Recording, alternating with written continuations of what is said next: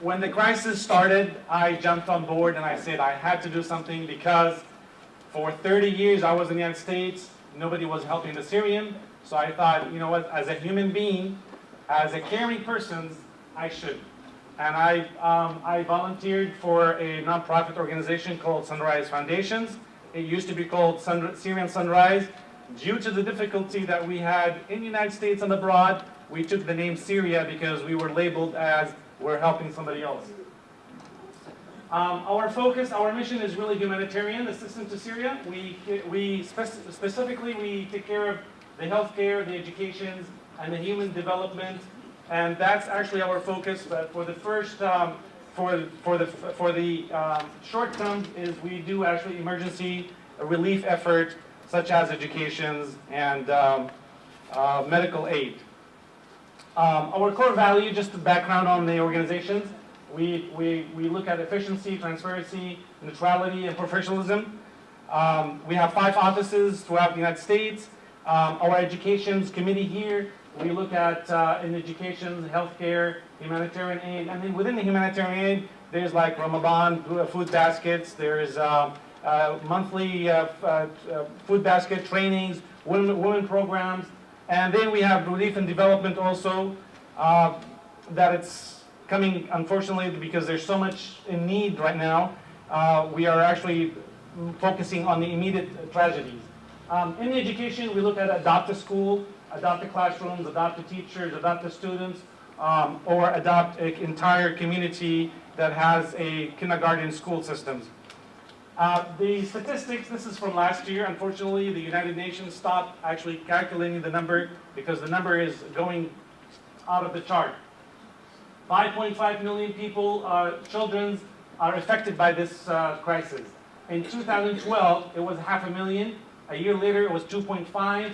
And immediately in 2014, you can see because the lack of actions by the world, it brought the issue to 5.5 million people, and 4.5 million people, children inside Syria, that they are either caught in the conflict, they either have no school, no health care, so it's a staggering. So we see there's a big focus on the kids. Children living under refugee, it's 1.25 million people. Syria, as they said, in 2010, the statistics was the 75% of the people, the population, was under the age of 27. It's a very young nation, so there's a lot of male in there too. We're looking right now is also there's a 3 million home being destroyed, completely ruined, you cannot even live in them. There's 60% of the Syrian public hospitals is gone, is destroyed by the government itself or by the regime. We're looking at water. 1 out of every 3 water sanitation plant is gone, is ineffective. So people, as a result, they will drink not healthy water.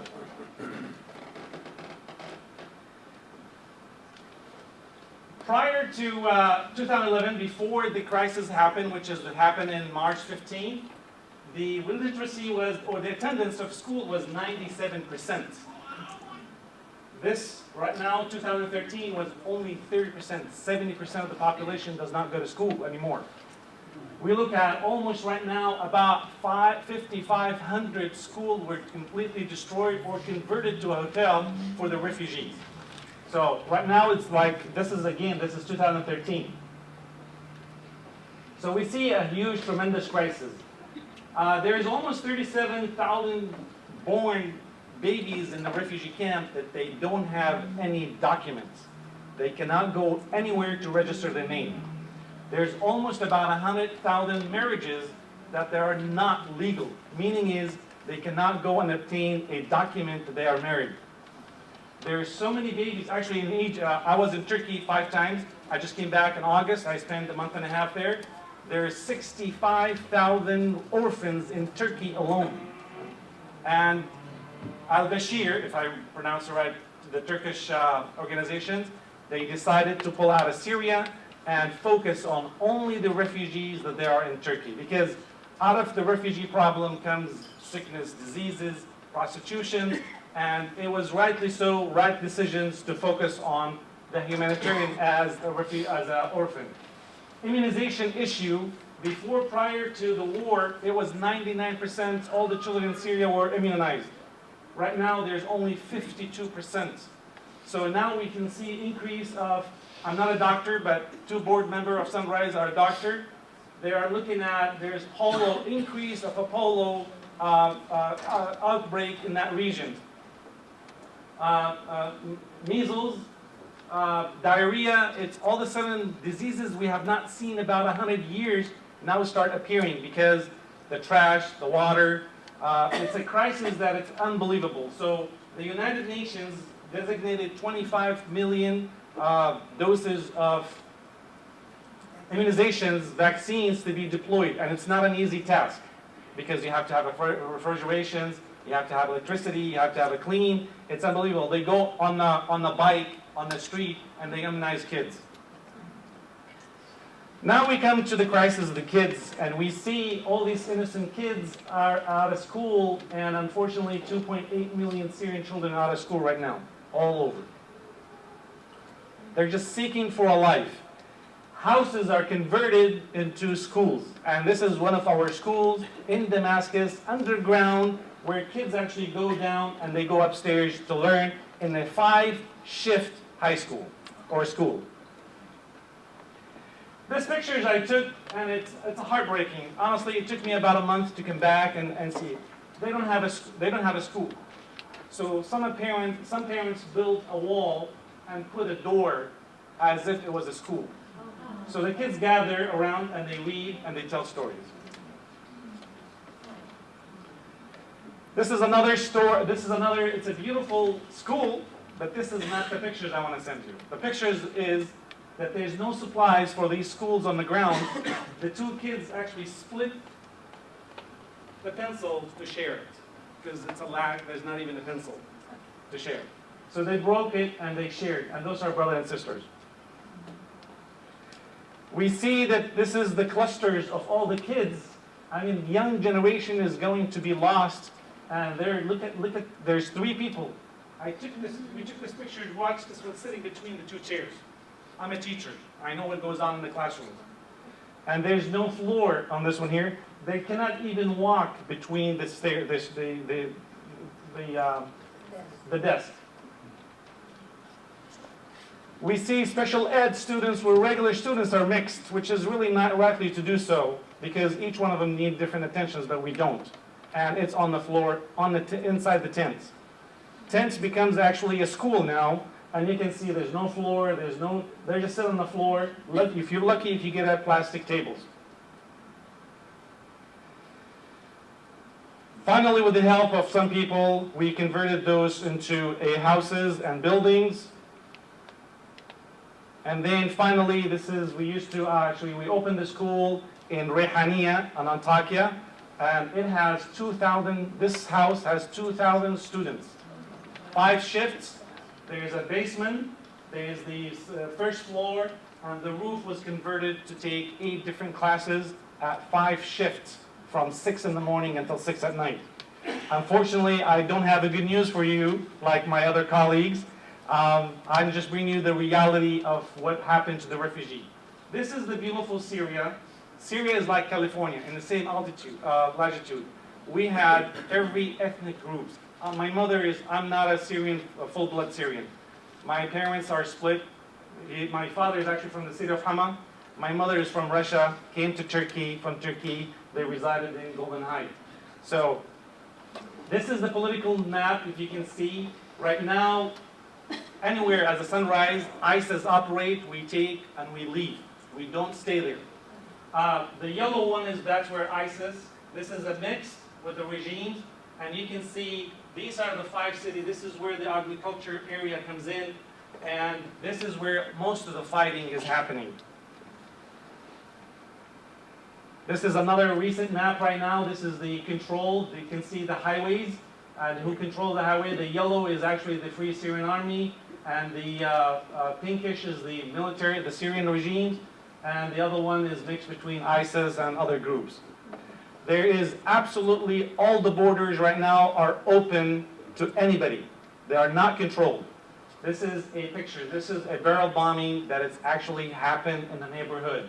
So you can see the people are living, and a bomb, it actually gets struck on the bomb. I was told not to show graphic, honestly. There are a lot of graphic pictures, but this is just to get you the feel what the people of Syria are doing. This is after the bombing. This is what happened. All the neighborhood comes in, all the men. There's absolutely no ambulance. There's no hospital. It's all underground. And this is the beautiful city of Homs, which has stood one time. It was the most beautiful city, and look what happened to it. This is most of the neighbor. There's almost 3 or 4 million houses like that in Syria. It's estimated about $600 billion just to go back to where we were in 2011. This is very famous pictures that happened is that United Nations made an agreement with the regimes to open just to help the Palestinian refugee.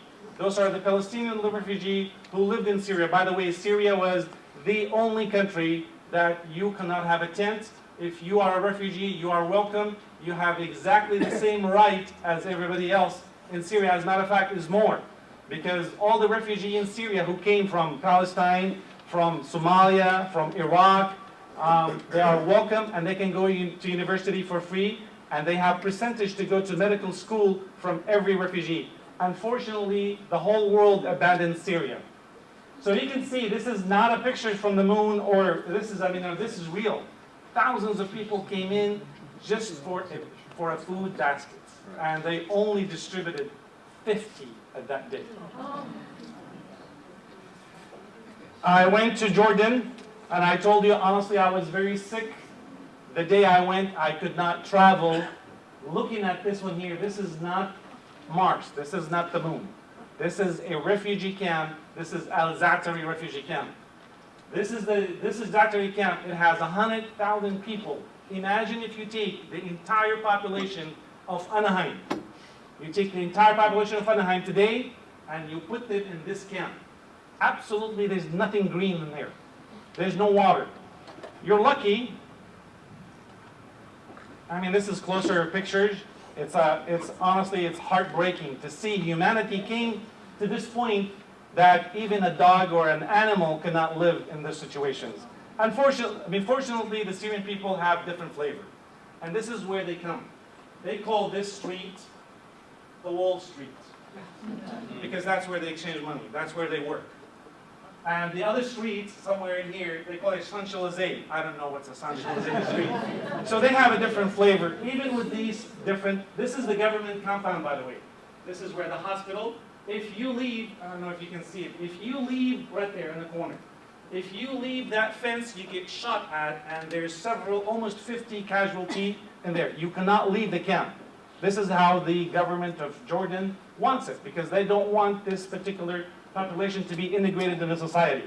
So we thank the people who are helping the Syrian and who is really looking at the crisis as a humanitarian. This is a 4 stars camp. The reason is you get a nice shelter, you get a caravan, they call it, and you have a little bit of backyard here, but unfortunately you don't have pavement in it. The 5 stars, I've been in Turkey, it's a 5 stars, it's called the camp of Kilis. It is really 5 stars because it has a cement, it has a hospital, it has a school. It was a 5 stars. So this is a 4 star. The second one is you're probably 3 stars, and this is in the summertime. If you can imagine, I really did not want to bring the winter time into it because you would see that we are not, it's not humane to live in those conditions. Unfortunately, kids became mom. Their parents died, and this is the mother, this is the sisters, and now she's taking care of the kids. So we've seen, yet there's a smile in their face. A father becomes a mother with the handicap. He was very happy because we gave them only of used clothes at that Zatari camp. Depression for the kids, we've seen a lot of depression. They don't want to talk. They just silent, absolute silence. They don't even want to play because they lost trust, and even us as a Syrian. Hunger. I mean, this is 2015. This is 2015. Until we came recently, this is the mass exodus in the northern part, closer to Turkey. People start flooding because of the bombing. The Russians are bombing, the Allied are bombing, the regime is bombing, everybody is bombing their cities. So they have no option except mass exodus until we come to the sea. And this is real, this is in Turkey. Each trips of these boats, almost the owner makes almost $200,000 because he charges each one of them an average of $5,000 to $8,000 just to flee. Okay, no bathroom, no safety. And those are real pictures.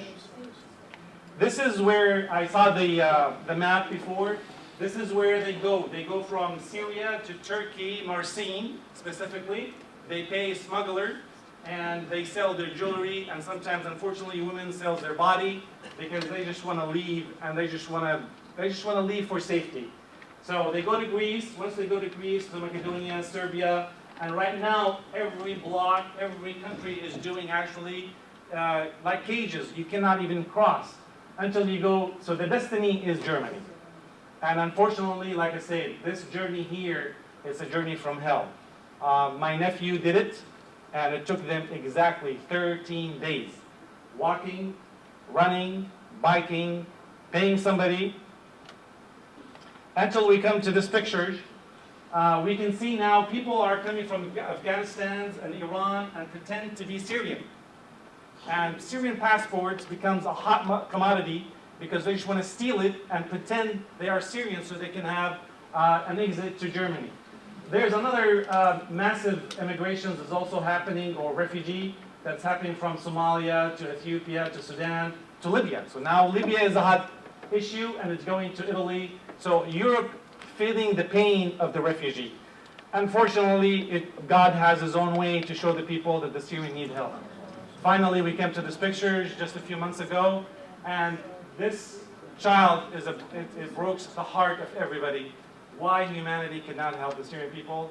The parents of this child, his aunt is actually a citizen in Canada, and they applied for them as an asylum.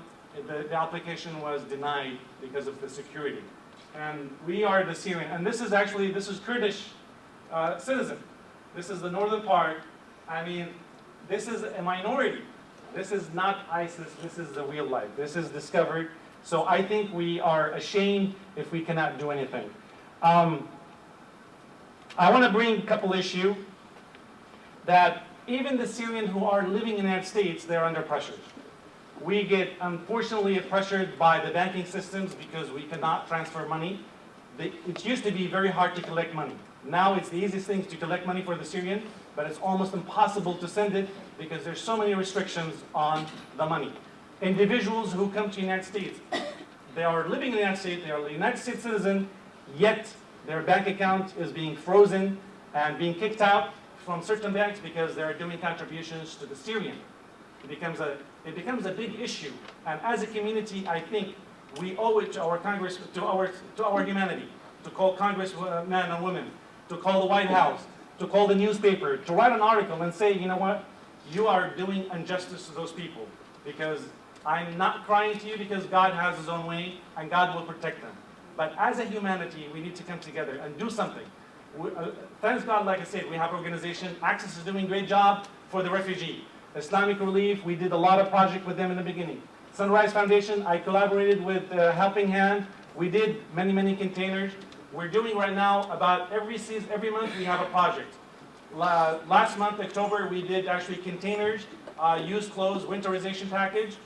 This coming month, we will do a women package, which is like a feminine package for the tent, soaps and something. So we always have a project. So please follow us on Facebook, whether it's Sunrise, Islamic Relief, and there's many other organizations. Don't get me wrong, but again, I want to thank the organization who invited us. I want to thank the community who came out, because you know what, you care, that's why you're here. And I'm glad that we got together as a community, as interfaith, as different background, we can do something for the Syrian cause. And I thank you again, and thank you for having me.